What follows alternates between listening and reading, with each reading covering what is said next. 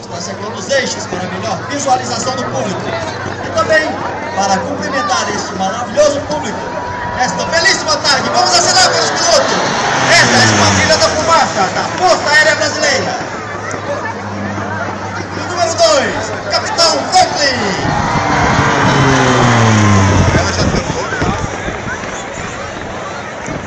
Número 3, já vem balançando suas asas, Capitão Baldin.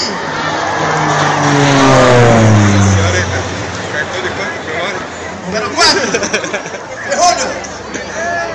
Vamos acenar para o Capitão Felski.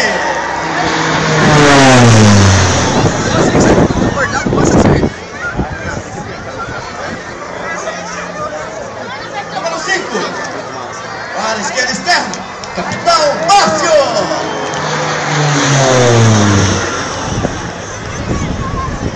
Número 6, ala direita externa,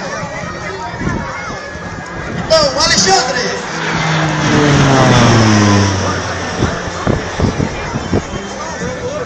E o número 7, ele que está no seu último ano de esquadrão, passamos apenas 4 anos, o avião isolado, Major Davi.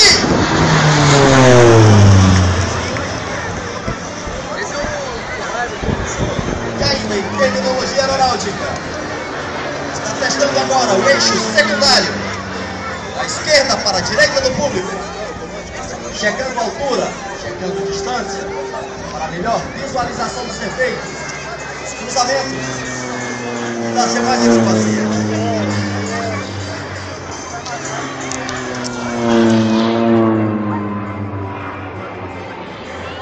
A Esquadrilha da Fumaça é formada por 16 oficiais e 27 graduados. Entre os oficiais, 13 são pilotos. Posições de voo. 7 pilotos voam a cada demonstração e um fica carregado pela locução.